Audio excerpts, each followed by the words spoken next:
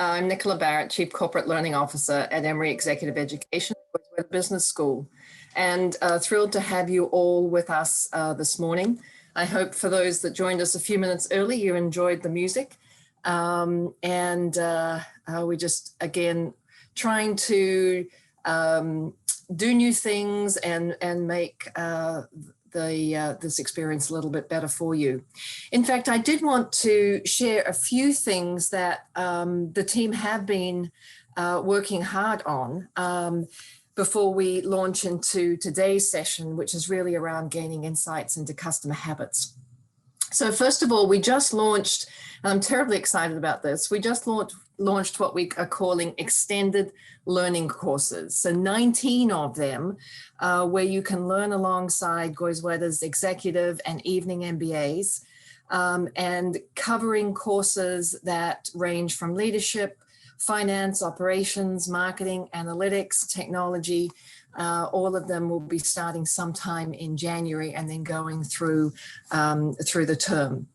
Secondly, we recently made available complimentary coaching for anybody who attends one of our open enrollment programs.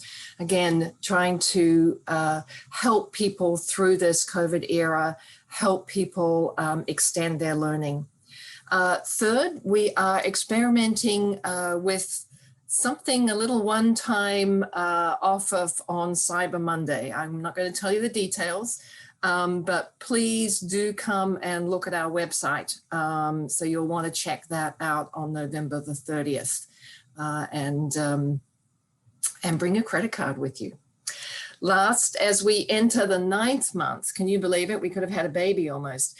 The 9th month of our Business Over Breakfast webinars, we want to hear about you, about the direction that they should take next year. So, should they continue? How often? What makes them valuable to you? What topics would you appreciate knowing more about and being able to ask faculty questions? So we're going to be sending everybody who has participated in one of these Business Over Breakfast webinars a survey the week after Thanksgiving. So please look for that in your emails and have your say. Now on to this morning's topic, which is about customer habits in a time of pandemic. Many customer purchases are habitual, but habits are often poorly understood by those working in business. So we have the privilege of having the Goizueta Marketing Professor, Ryan Hamilton, today to cover what science tells us about how habits are formed and how they change and how they differ from behaviorally similar outcomes. He's going to walk through how times of disruption, like the one we've been in or continue to be in, affect those habitual behaviors and how they form or affect the formation of new habits. I know you're both going to enjoy and learn a lot about this session with Ryan Hamilton. Not only is he a marketing professor, but his background includes an undergraduate degree in physics. I have no idea how anybody does that, but also time performing as a stand-up comic and doing sketch comedy. Also, if you want to learn more, Professor Hamilton co-hosts a podcast called The Intuitive Customer, which applies the insights from consumer psychology to effectively manage customer experiences. He's also produced classes for the great courses on both marketing and human decision-making. So there's several options for you to keep on learning with Professor Hamilton. Ryan is going to kick off the webinar with his thoughts and insights and then take questions. So please put those in the Q&A section at the bottom of the screen and our team will do their best to get as many of those questions to him as we can.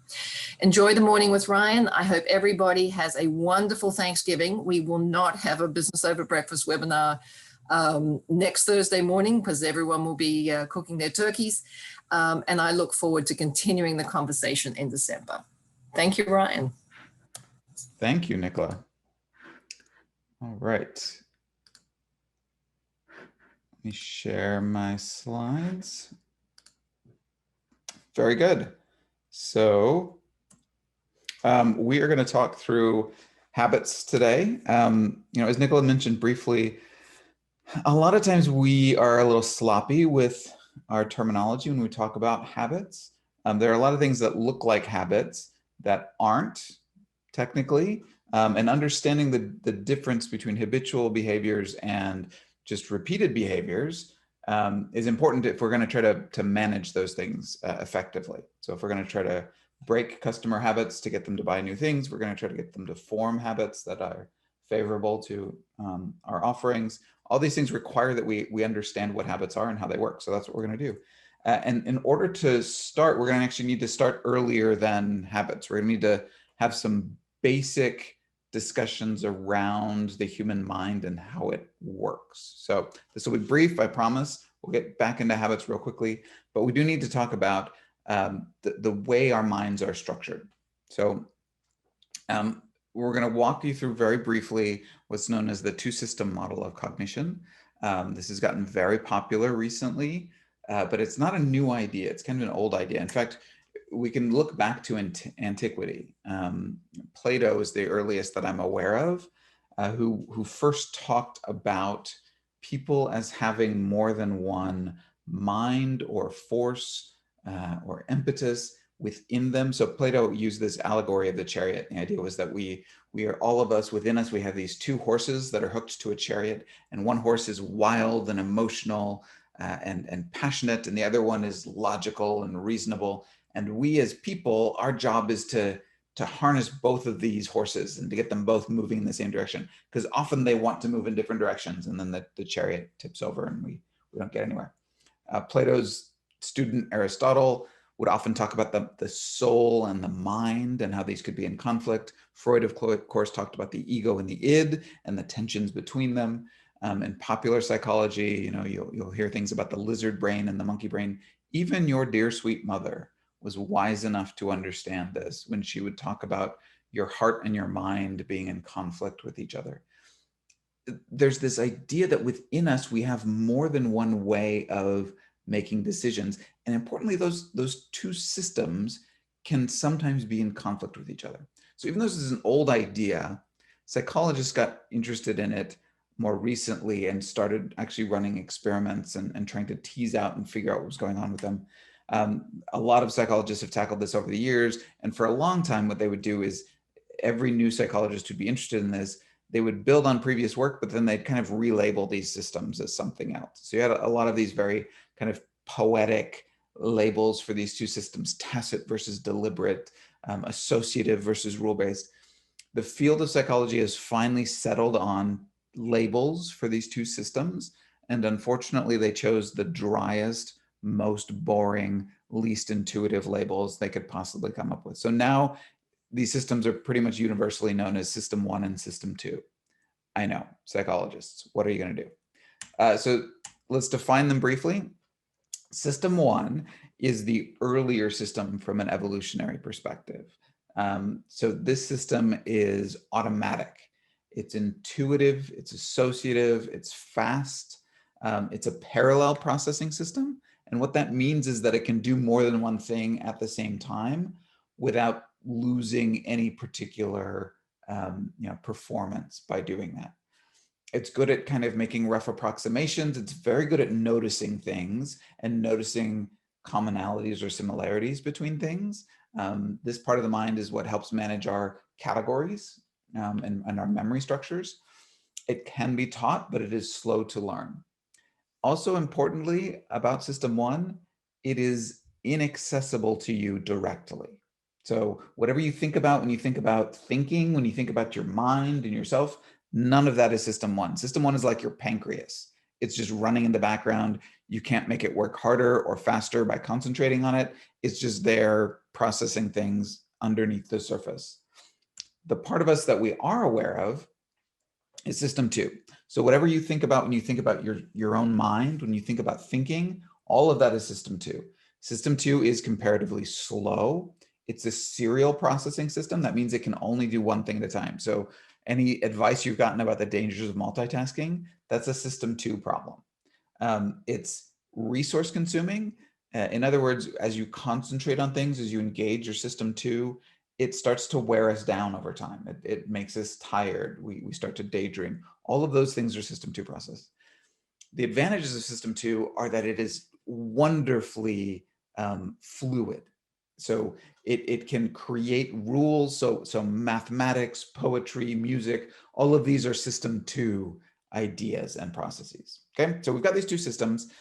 They work together. Sometimes they conflict. Here's a fun experiment that is good evidence of these two different systems and how they operate. So this was run at Vanderbilt University several years ago. They recruited skilled typists, so 72 to 94 words per minute. That's really pretty good. And then they gave them a blank piece of paper that had the outline of a keyboard on it. And they gave them 80 seconds to just write in all the letters on the keyboard. And amazingly, astoundingly, they couldn't do it. So 57% of the keys were labeled correctly. By most grading systems, that's an F. About 20% of the keys were not labeled at all. So how is this even possible, right? How is it that these people who can have their fingers just fly across the keys, can type really fast, when asked, they don't even know what the keys are. They can't label them. And this is some evidence that we have these two systems that operate and that can operate sometimes independently. When you're a skilled typist, that becomes a system 1 activity. It's automated. The automatic system takes that over, to the point where the deliberative system 2 part of our brain sometimes doesn't even have access to that information anymore. It's now siloed off in a different part of the mind. So there's lots of stuff that works this way. System 2, when we're learning to drive, for example, system 2 is fully engaged, right? I've got a teenager who's working to learn his license, and when he's driving, it's all concentration. So we don't have any distractions going on. Hands are at 10 and 2. He's checking his mirrors frequently, right? You're really concentrating on what you're doing. Over time, system 1 takes over that process, to the point where I'm sure you've had the experience back when people left the house ever, of leaving work and then suddenly showing up in your driveway 40 minutes later and you have no memory of anything that happened in between. Well, what happened was, because this is a routine drive for you, system 1 took that over and did all the independent decision making so that you could concentrate on something else and think about your day ahead, or replay that argument that you had with a coworker and think of all the things you could have said better. There are lots of things that are like this. Walking, we don't think of walking as a learned behavior, but it was. It took a lot of effort to do it. And while we're learning to walk, it is a system 2 process. So here's a fun experiment you can do. If you're ever around a baby that's just learning to stand or to walk, as they're standing up and starting to balance, just softly call out their name. And if you do, they'll immediately fall over. And that's because balancing and standing and walking are system 2 processes when we start doing it. Now, over time, it becomes an automatic process and we can start to do other things as we're walking. To the point where, like typing, if you ever have to now deliberatively think about walking again, like if you have to walk across a stage, for example, while everybody's watching you, sometimes we kind of forget how to do it and it becomes a little awkward and herky-jerky. And that's because our system 1, just like those typists, our system 1 has taken over. So there's lots of things that we can transfer from system 2 to system 1 over time. In fact, some psychologists think this is the evolutionary purpose of system 2.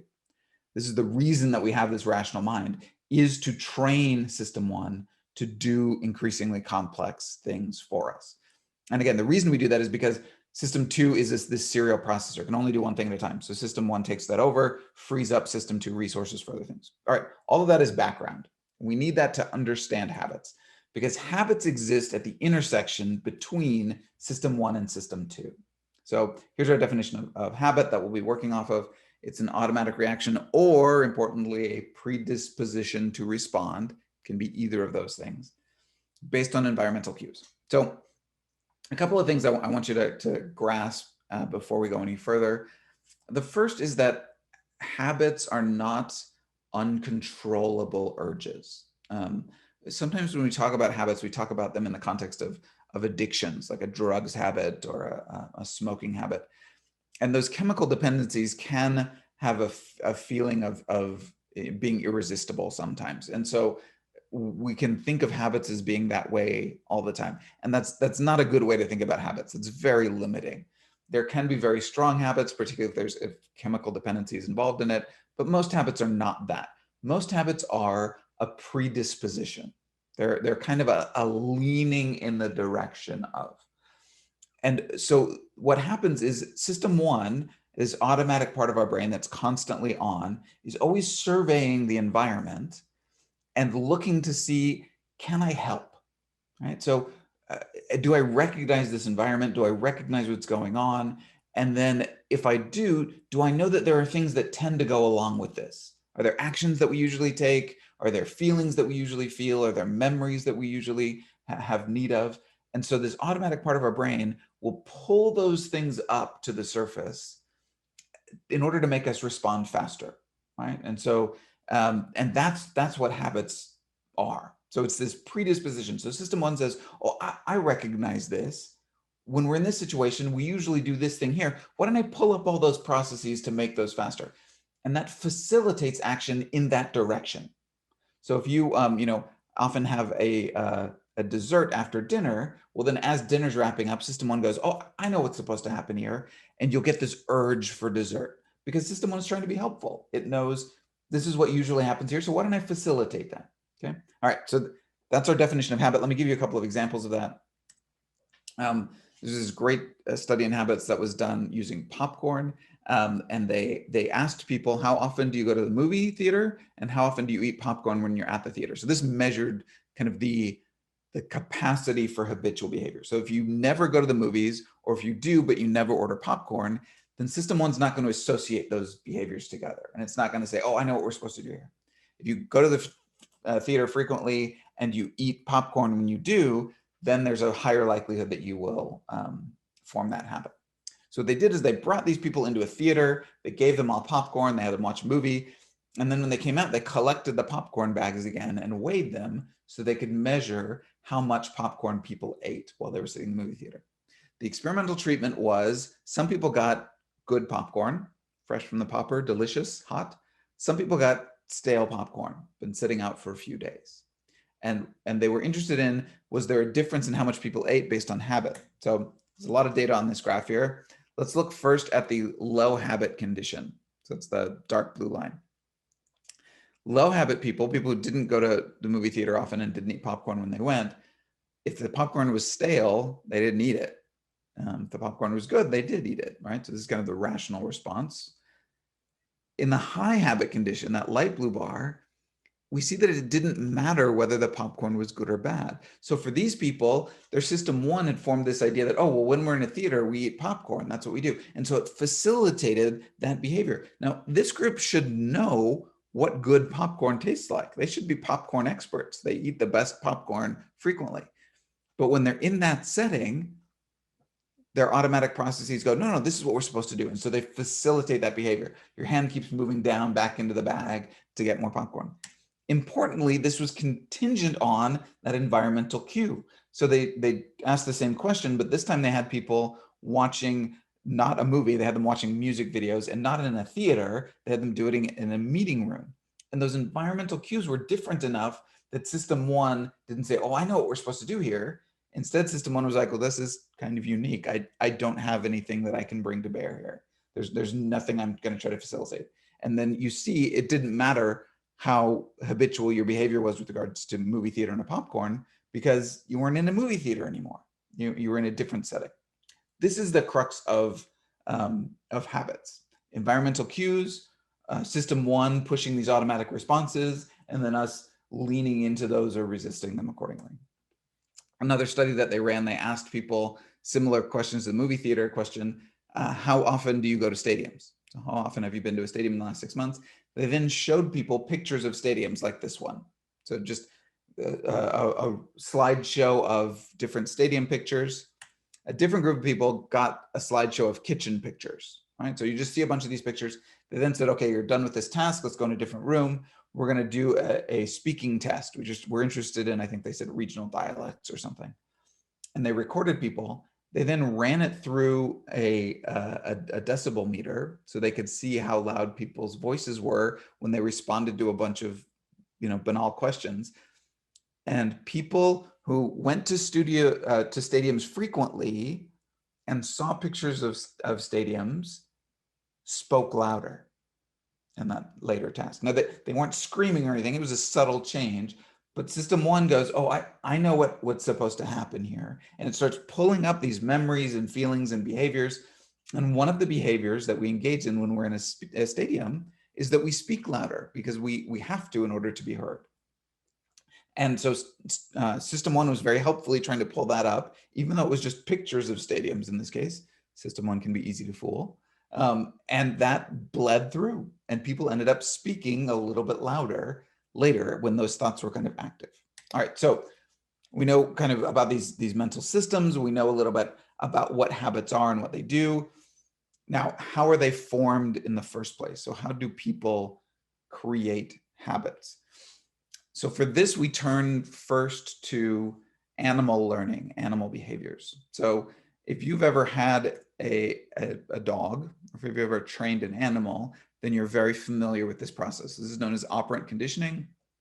The idea is that there's some stimulus, there's some cue, like maybe a light goes off, and then there's some response that we want. So maybe the animal like pulls a lever when the light goes off, and then when they pull the lever, then they get a reward if we want to reinforce that behavior, or they get a punishment if we want to inhibit that behavior. So maybe a food pellet comes out when they do that. So they see the stimulus, they engage in the response, and then they get a reward. And this process trains the animal then to do it to the point where you can actually start taking away the reward occasionally, and they'll still engage in this process, right? So if you've ever trained your dog to sit, then that's what you do, right? You give them the command, and then when they engage in the appropriate behavior, when they sit down, then you give them a reward. You give them a treat, or you praise them, or you give them affection. And this then reinforces that behavior to the point where if you tell them to sit, they'll do it automatically, and then they don't even necessarily need the reward to reinforce it anymore. So habits are formed using this same process. Couple of differences. First of all, because well, first, there's just some labeling differences because we don't like to think of ourselves as mice. So I've relabeled the process here, but it's the same process. That's just prettying it up for our egos. It's the same process. The big difference here is instead of some external force like an owner imposing a learning regime on the animal, it's now all us. So we are the animal being trained. We are also the trainer training the animal, right? So system one is kind of the animal part of this, and a lot of times system two, if it's engaged at all, is on purpose or not training system one to engage in these behaviors. So there's some cue or trigger, some stimulus out in the environment. With animals, a lot of times this is pretty limited. All right, you can use a voice command. There may be some visual cue, maybe an auditory cue. For people, because our minds are more plastic, there's much more ability to use different cues, right? I mentioned that the end of a dinner can serve as a cue. That's a really abstract idea that, you know, this particular meal in this kind of real broad range of times towards the evening, and the meal can be any number of forms, and the end of it isn't always clear. It isn't always this exact point in time. But our system one is very flexible. It can pick that up. It can say, no, this is close enough. This is the end of a meal. I know what's supposed to happen here. And it can pull up kind of whatever processes are associated with that. All right, so we've got some cue or trigger. System one identifies that. It says, oh, I know what's supposed to happen here. It pulls up these automatic responses. And then we engage in those responses. And then the thing that makes it a habit is that there's this reward associated with it, right? And so the reward, it kind of embeds that into system one, and system one now pays attention to it. And this is another key insight into habits and why I like teaching habits using this two-system model. Not everything is a reward to system one. So system one rewards tend to be these base, instinctual, intuitive, automatic rewards. And this in part helps explain why bad habits are so much easier to form than good habits, right? Because the things that system one counts as rewards tend to be things associated with bad habits, more calories, more sleep, less concentration. All of these things are system one rewards. System one likes that. And so any behaviors that return those kinds of rewards are likely to be things that system one's going to go, oh, that was great. Let's do that again next time. So using these insights, we can make some broad predictions about when habits would apply in your customer settings. So one is that habits will only form when there's these repeated behaviors or cognition. So there needs to be this pairing of the environmental cue with the response many times in order for the habit to form typically. So I was consulting with a firm, a health insurance firm, that was trying to encourage people to use their app when they made decisions. So rather than calling to the call center or go to the website, they wanted people to use the app. And they were trying to get me to help them, use habits to encourage that. So how can we make going to the app habitual? And I had to tell them, I think there's a relatively small percentage of your market for whom that's even going to be an option, because people are just not going to be going to their healthcare app every day or even every couple of weeks. Usually it's only when you got a problem. And so if it's not a behavior that's repeated fairly regularly, we're probably not in the domain of habits. We probably need to talk about something else instead. That there needs to be this environmental cue that activates the habit, right? So if we're thinking about habits, like, and again, these can be real broad. It can be something conceptual, like the end of a meal. It can also be something physical, like being in a grocery store aisle, a particular aisle of the grocery store. It can be like a cue, like the time of day, or a text message response. Like all of these things can activate these system one responses, these habits, but we need that. There needs to be some external cue that starts this process off. If not, we're not talking about habits, we're talking about something else. And then the last one is this idea that the reward has to be a system one reward. If we want this to form quickly, you can get up every morning and go and run 3 miles to start off your day. And that can have the feeling of a habit, but it could also just be sheer force of will. You've decided to do this and you will do it. And it's very common for people who do this, like get up and go running every day, that then they'll get a cold and not feel good for a couple of days, and that'll break the habit immediately. And that suggests that it's maybe not a habit, that it's maybe just you exercising your will to do this. And we can understand why, because for a lot of people, there are some people who talk about, a runner's high, and they love it, and it's such a stress relief. I think all of those are lies. I think a runner's high is a lie. I think running is just punishment. That's all it is. It's a sign that the universe hates you. We can have a difference of opinion on this. It's fine. But for most people, running is a drudgery. It's hard. And so there's no system one reward associated with it. Contrast that with something like, after dinner tonight, you decide you're going to have a dessert, right? That's great. It was fantastic. Like the next day, you decide, let's do a dessert again after dinner. Sometimes that's all it takes to form a habit like that. Like system one loves the dessert. That's great. We think that's great. And so it will reinforce that behavior. That reward is there automatically. So this is part of the reason why bad habits are so easy to form. It's because system one gets those rewards, and why good habits can be so difficult to form, because there's no system one reward associated with it. This is Terry Crews. He's a multi-talented individual. He's a comedic actor. You might recognize him from Brooklyn Nine-Nine. He's been in several movies. He did this series of very bizarre Old Spice ads on the web several years ago that are fantastic. He's now the host of America's Got Talent. Just this amazing gem of a human being. He's a really great guy. But when he meets people, he says that very often when he meets fans, people don't want to talk to him about his advocacy work, which he does a lot of. They don't want to talk to him about his acting. People want to talk to him about his muscles, right? Because this is very clearly the thing that jumps out at you first. The guy's just muscles on muscles. And so he says he gets a lot of people who ask him about, how do I start exercising more, right? How do I get into shape? Do you have any advice on that? And Terry Crews, this American treasure, gives people fantastic psychological advice on this. He tells people you should make a goal of going to your gym, or to your home gym, maybe nowadays, right? But that should be your goal. It shouldn't be to exercise. The mistake that people make when they decide to get fit is they pile on the pain. So they get up early, they go to the gym, they work out hard. Now they're very sore. The next morning when they want to go to the gym, like their body's resisting them. System one is like, this is all pain. What are we doing? System one is now actually inhibiting that behavior. It's like, we don't want to do this. This is just awful. And so you get this resistance building up over time, right? You get up, you go running. The next morning, you're all sore, you're tired, you don't want to do it. And so system one is now fighting against you this whole way. Terry Crews says, look, just go, bring a magazine. Just go and sit there, go with some friends, hang out. If you feel like lifting a couple weights, do it, but don't kill yourself. Make the going the habit.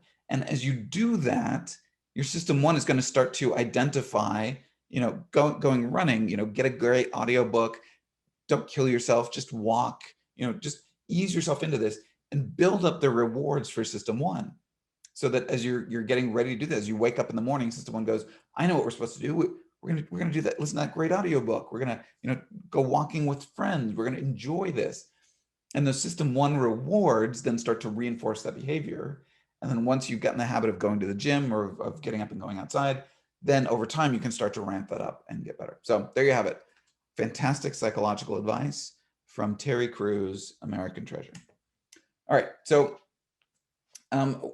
we're going to form these habits, and then we're gonna look through each of these from this customer science perspective. Like, what can this tell us about the way people buy and how it can influence them, how we can get over things. All right, so I'm going to go through each of these in a series of examples. What do customer habits look like? So let's suppose that habits weren't a thing. So no customer behaviors were habitual. Well, then you would just get some idea, like you've got a great marketing idea, like say bacon flavored toothpaste, right? Great idea. People love bacon. To be successful, all you would need to do is get that in front of people, right? You get it on the store shelves, we get it into Walmart, people will see it, they'll realize it's a great idea, they'll snatch it up, you'll make $1 million, life would be great. The reality though is, if you have this fantastic idea and you paid all this money, you worked so hard, you got it on the store shelves, when people would go to buy their toothpaste, this is what they see. Nobody's going through all this information every time they go shopping to see if there's something new and exciting. Instead, they have these habitual responses. So when you pull into the toothpaste aisle, system one goes, oh, I know what's supposed to happen here. And it says, it queues up. Okay, so you're supposed to look for the crest blue and look for the red C, and it's usually on the lower left-hand side. And all of these things just lean system two, lean your response towards getting the same thing you've always gotten. You don't think about it. You get this habitual response, and it's done. And the bacon flavored toothpaste right next to it dies a slow death because nobody's even paying attention to it. So a lot of things we sell, we need to take habit into account. We can't just get it out there. It won't be enough because people are habitually already doing something else, and we need to find our way through those habits if we're going to be successful. All right, so the ways that we disrupt a habit, most of them are focused here on the cue part. So is there a way that this cue can be interrupted? So can we anticipate an interruption in this cue cycle? There are a lot of marketers who target these opportunities. So there are some marketers who have plans for introducing things to people while they're on vacation. Why? Because when you're on vacation, it disrupts all of the normal cues that you get. You're now shopping in different places. You're dressing differently. You've got a different set of goals. You're in, unique locations. You're going to different bars and restaurants than you often do. And when you're in those settings, there's no cue to pull up the system one response. And so you might shop differently. Life events, life changes are opportunities for people to re-engage and reevaluate things. There's psychology research that shows that on either side of a big life event, like a graduation or a milestone birthday, people actually think of themselves as slightly different people. So you think of yourself as a different person before graduation than you do afterwards. That provides an opportunity for this cue disruption. When people move locations, again, a lot of your cues are now disrupted. You're shopping in new stores, you're going to new pizzerias. And so there's this window of opportunity before you fall into new habits where marketers can get in and change your behavior. And perhaps the biggest life disruption of all, having a baby, is an opportunity for lots of changes. There are all these new categories that you're buying in for the first time for which you have no cues. System one has nothing associated with this. And so you're having to do all this work from scratch and figuring out, what you're going to buy in each of these. There are also the reevaluation of previous purchases. So you may have bought Tide your whole life, but then now you have a baby and you realize, oh, maybe we need some super gentle shampoo. And so you're going to reevaluate that purchase. You're going to go in and deliberately disrupt the cue. You're going to block that habitual response because now you have a higher order goal that you need to meet. All right, so can we wait for the cue to be interrupted? Can we interrupt the cue ourselves? Can we somehow get in there and disrupt that cue before it incites this automatic response? So if we're selling toothpaste and we want to sell it on the aisle, we may have already been lost, right? Because by the time people get to the toothpaste aisle, they're not into processing more information, right? It's all gone there. So instead, what if we sold it in a different location in the store? What if we sold it on an end cap? Well, now people are not queuing up those automatic responses because they're not in the environment, in the setting where system one queues those up. Can we shock people out of their system one automatic responses by really grabbing their attention in some way? So Colgate did this optic white where the treatment on the packaging was this iridescent, shiny, real eye-grabbing red. And I think at least part of that may have been an attention story where if you're walking down and automatically going to your normal toothpaste and you see something jump out of you from the corner of your eye, that can disrupt this automatic system sometimes and get you to reevaluate. Mentadent, I think, did something similar where their package was a completely different size and shape than all of the other toothpaste packages that were on the shelf. Again, it gives people a little bit of opportunity to reevaluate and to think about those things. So let me end with a quick story about Febreeze. So Febreeze was introduced as a way of trying to break open this fragrance category in cleaning. So prior to Febreeze, the fragrance category was these real heavy, kind of cloying, usually floral scented sprays that people would put on them. And so people kept saying when they would survey them, like, we don't want all these heavy fragrances. We just want the air to go back to neutral. I just want to take out smelly things. I don't want to add new fragrances on top of it. So P&G did that. They created this product that was an air neutralizer, and they thought this will be great. So we're going to use habits to introduce this. The cue will be that there's a bad smell in your house. The response will be that you'll use Febreeze, and the reward will be that we'll eliminate the bad smell. So that's what they did. They introduced this series of ads that said, it showed people like walking into a room and going, oh, this is stinky, and then they'd spray the Febreeze, and then they'd say, oh, this now smells great, or this now smells neutral, right? I don't smell the bad smell anymore, and that's great. And the product failed. Like, it did not start selling at all. Further research indicated that in this particular case, the bad smell was not an effective trigger. People get nose blind to the bad smells in their own houses. And so it doesn't like activate that behavior. It's a bad cue for often for a lot of stuff. And then the reward of eliminating bad smell, not a good reward. Returning things to neutral, not a great like kind of system one reward where it says, oh, I love this. And so what they did is they went back and they redesigned the product, and they added the Febreeze fragrance, which is now pretty popular. They've started adding that fragrance to other products as well.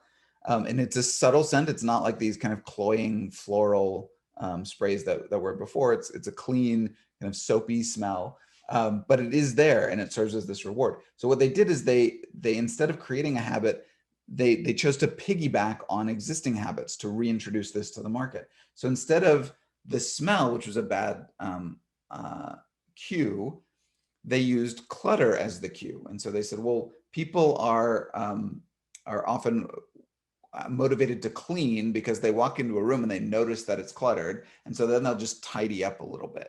Okay? So that's the automatic response.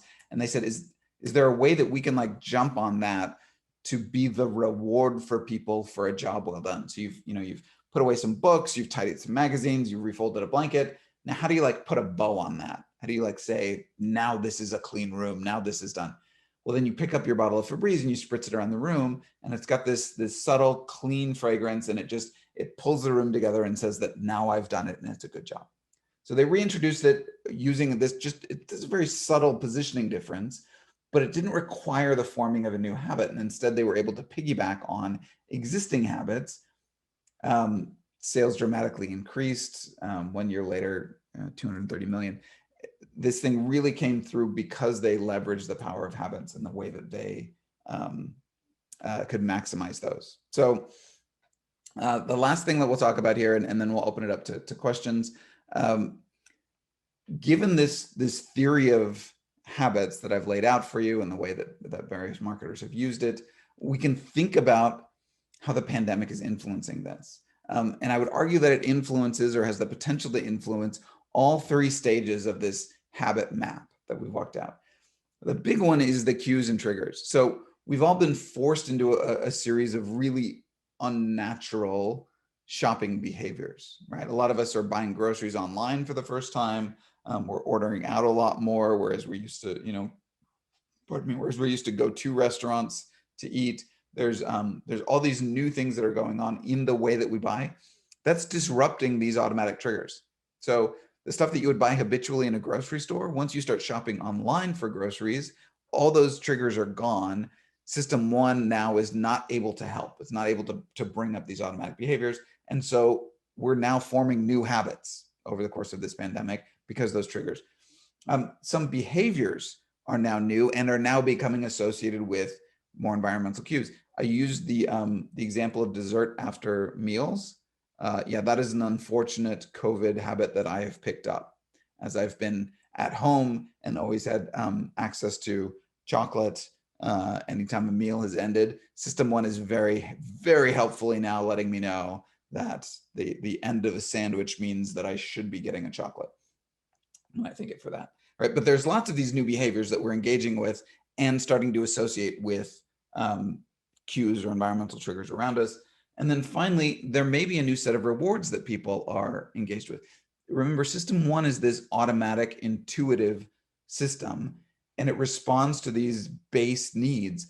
If we all of a sudden now have a base need and a desire for comfort, for security, for feeling happy, mood maintenance, that maybe weren't as strong before, those can be rewards that reinforce habit. So if I do something that then makes me feel safer in the midst of a pandemic, there's a good chance that if I do that a few times, that's going to start to induce this habitual response in me. All right, so a lot of information. I am now happy to open it up to questions. As I take the questions and do my best to answer them, I'll leave this slide up. This is a great book on habit if you want to read more about it. Charles Duhigg is a journalist and an author and just a great storyteller. And he walks through a lot of these principles. And the Febreeze example I used was one that he used in this book. So if you're interested more in this topic, I recommend the book. It's great. It's a great read. Thank you so much, Ryan. This was a really great content. You've got quite a bit of love in the chat as well as in the Q&A box, some from former students really digging your beard. So thank you guys for those comments. The first question asks, how can companies position their products in a way that become a part of a customer habit? And the example that they give is like Starbucks. Yeah. So, I mean, this is like the golden question. So if you can make a habit out of stopping at your coffee shop every morning when people are on their way to work, I mean, that's like this stream of revenue that's going to be amazing for you going forward. So you do it using these processes. It's not easy. Like there's a reason that not everybody's doing this, right? So, and a lot of the habits that consumers form around consumption is frankly accidental. Like the marketers didn't geniusly decide to do this and then pull it off. So how can we not rely on being lucky about this? Well, you need to follow the process that I laid out here. So can you identify what are the environmental cues? Like what are the things that might happen in and around and before the behavior that I want, whether it's stopping into my coffee shop or buying my brand of toothpaste, like what's there? And if people are buying your thing in a grocery store, then the aisle is probably the environmental cue. If people are buying stuff online, then that website might be the environmental cue, or it might be whatever caused them to go online to get there. So you need to think abstractly about this, and it might require doing more research, but you need to know what those cues are so that you can then start to associate your behavior, which is often purchase, with that cue. And then the last part of this is you need a reward, usually some kind of system one reward. So I was talking with a credit card company about this, and they wanted their credit card to be the one that's habitually pulled out and used. And so we had this talk about, well, what are the rewards that people can get? And some of them are social, like if you pull out an Amex Black card to pay for your groceries, there's a chance that the grocery checker person is going to be very impressed with you. And that sounds stupid. That is a system one reward. If people are impressed with you, system one's going, yeah, I dig that endorphin rush.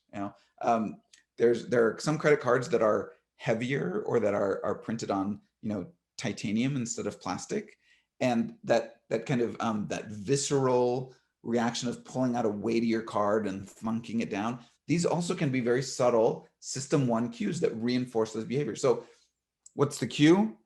How can we tie that to the behavior that we want? And then what is that system one reward that we're going to use to reinforce that behavior, to get them to want to do it again? And again, it should be a system one reward, something that our intuitive system will respond to. Thank you, Ryan. Could you address B2B companies and how they can study habits and form disruptions during this time?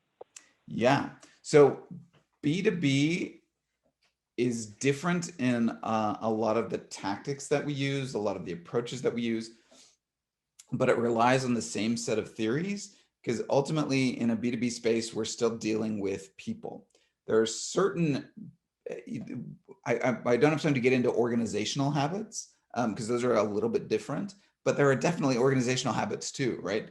The fact that we've always bought from this particular vendor for this kind of thing, that can become like this ingrained organizational habit, such that even if the purchasing agent leaves, then the new one comes in, they fall back into the same kind of behavior. But it's the same basic story. So if you want to get a habit formed, it's easiest if we can target an individual. So if we can target the purchasing agent or whoever's making that decision, if it's a group of people, it needs to be a repeated purchase, right? So just like that health insurance app, if the type of B2B sales we're in is that we sell these big pieces of equipment and then 20 years later, they're going to come back to us for another one, habits off the table, right? That's not, if this is a regularly ordered something where they make this decision frequently, then we might be talking about a habit. But you need to get in and get inside the head of who's making that purchase. What are the cues, right? What is causing them to make that decision? Do they run out of something? Is that the cue? Where they're like, oh, now I know we need to reorder. If so, and you're losing those sales because they're habitually buying from your competitor, is there a way you can disrupt that cue? So can you get in there and help them make that decision before they run out of whatever it is they have, so that they're not getting this system one pushing them in a particular direction? So same basic set of rules, although I'm sensitive to the fact that tactically it's very different, but what are the cues that lead up to that decision? How can we pair those cues with that behavior, purchase in this case? And then again, what is that system one reward? This isn't a B2B example, but there's various online companies who, when when an order is shipped and you open the box, they'll include like an extra something. So Chewy is a dog food and supplies company. And a lot of times they'll like throw in a cheap dog toy when you order your 50-pound bag of dog food. And the response they get from customers, like, that is such a surprise and a delight. I mean, it's a cheap toy. It's costing them practically nothing, but it's such a wonderful thing that then is a system one reward where I'm getting this little endorphin boost. You know, are there things you can do like that on the B2B side? This is where things like, you know, following up and relationship management, a lot of those are system one rewards. If I feel like you're my friend, if I feel like you're out for me, those feelings reside in this automatic intuitive part of our brain. And so those can help to reinforce those habits. So don't treat B2B transactions as being something totally alien. They still rely on some of the same basic principles, even if the execution is a little different. Thank you, Ryan. Can you comment on variation across cultures and habit forming? Oh gosh, that's a great question. And I will admit to not having a great answer to it. A lot of psychology is common across everyone, but then culture and individual preferences kind of are a lens through which those basic desires are focused, right? So all human beings have a system one and a system two, and everybody's system one is trying to make things easier for them by pushing automatic behaviors as a result of environmental cues. That's true of people in general. But across cultures, there may very well be different cues that people are sensitive to. I'm reading right now the book Shogun by James Clavell, and it takes place in feudal Japan. And a big part of the book is this English sailor in 1600 who's thrown onto the shores of Japan. He's missing all of these conversational cues that the Japanese are very, very sensitive to. So there may be cultural cues like that where, you know, in one culture, this is just, nobody's going to notice that this is a thing. In another culture, that could very easily serve as a cue that I have now been trained, my system one has been trained to respond to in a certain way. So that would be where I would first start to look for cultural differences. Again, human psychology is human psychology. We all have system one. System one's always trying to help us with automatic habitual responses, but the cues are very likely to be different across cultures.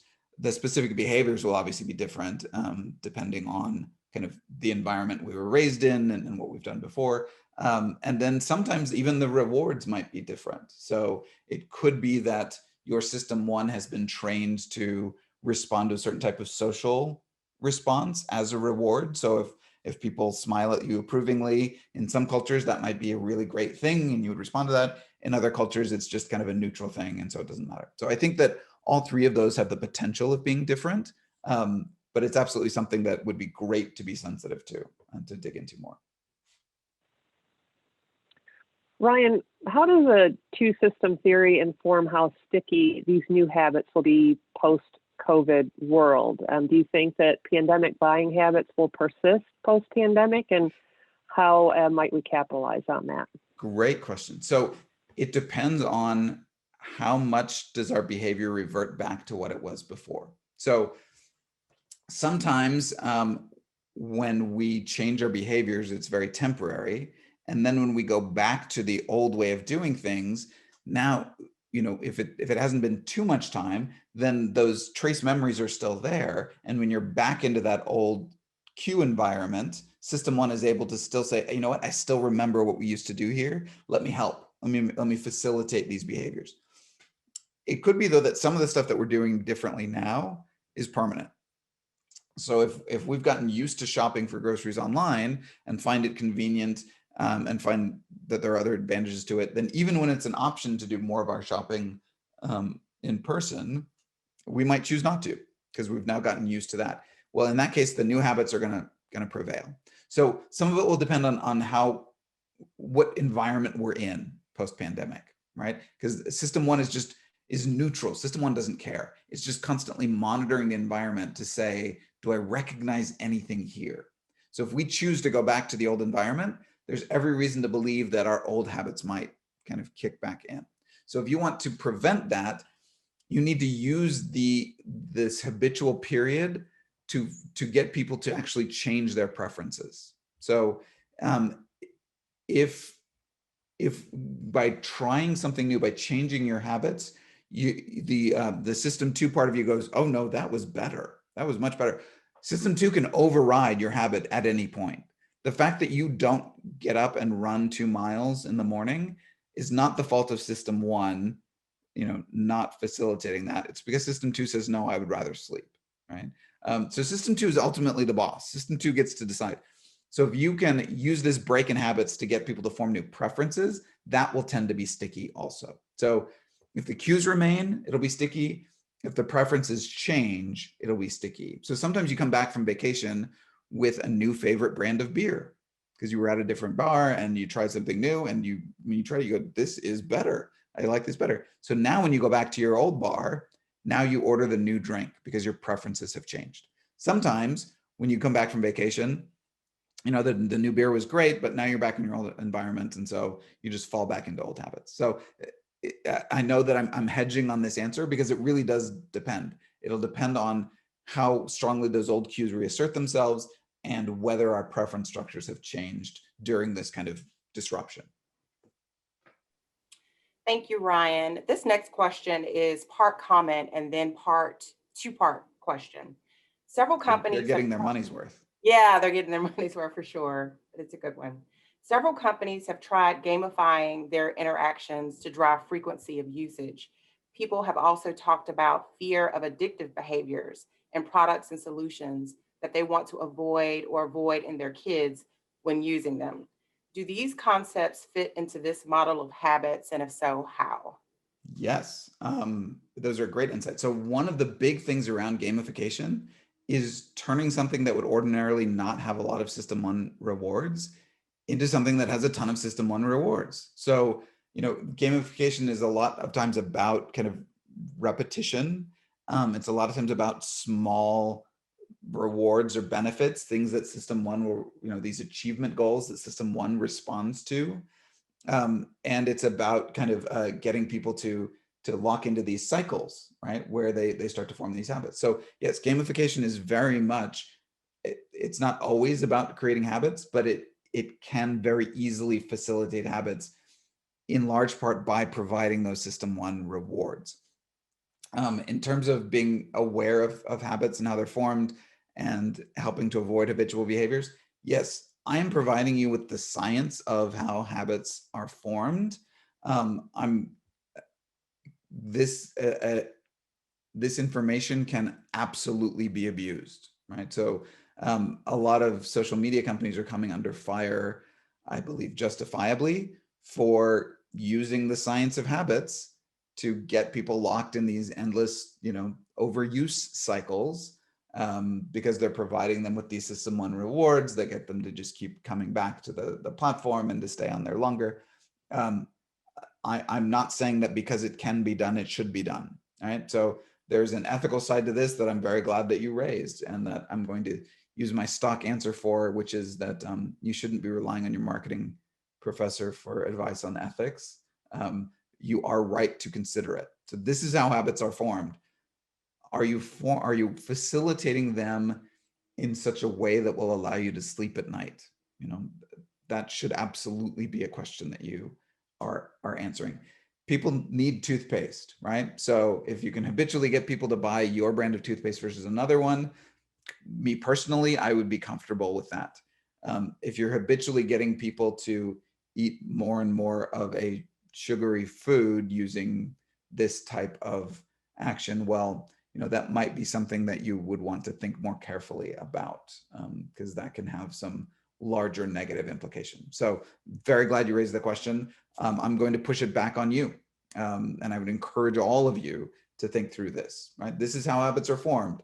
Use this information to defend yourself, defend your kids, and in your roles as business leaders, use this information to ask those hard questions about yourself. We can do this, should we? And knowing that others are doing this, what are our options for kind of combating it and fighting against it? Thank you so much, Ryan. We've got plenty more questions in here, but unfortunately we have to wrap up the webinar. Our participants really enjoyed having you today. Did you want to give us any final remarks before we close out this morning, Ryan? It was a pleasure. Those of you who were my students before, I hope you reach out. I guess even if you weren't my student before, I hope you reach out. Yeah, no, it's great to have the opportunity to kind of engage with the alumni community and to facilitate further learning. So stay safe, stay well, prosper. Wonderful. Thanks so much, Ryan. We really appreciate you joining the Business Over Breakfast webinar series. And we want to thank you all, our attendees who come back each and every Thursday. We really appreciate it. The recording for today's session is going to become available on the Emory Executive Education LinkedIn page. That link is located in the chat box. As Nicola mentioned, we will be observing the Thanksgiving holiday next Thursday, so no Business Over Breakfast, but we will be returning on Thursday, December 3rd at 9 a.m. with Andrea Dittman. Information about our December Business Over Breakfast webinars is available on your screen there. We've also got some upcoming virtual workshops and courses that we'd like you all to take a look at. We've got several of them in December, January, and February. The link to get more details on these courses and workshops is also located in the chat box as well. Once we close down the webinar, you will notice a survey pop up in your web browser. We'll ask you to just take a couple of minutes to fill out that survey, give us some feedback on today's session. Thank you again, Ryan. Thank you so much to the Emory Executive Education team, and we look forward to seeing you all again on Thursday, December 3rd at 9 a.m. You all take care.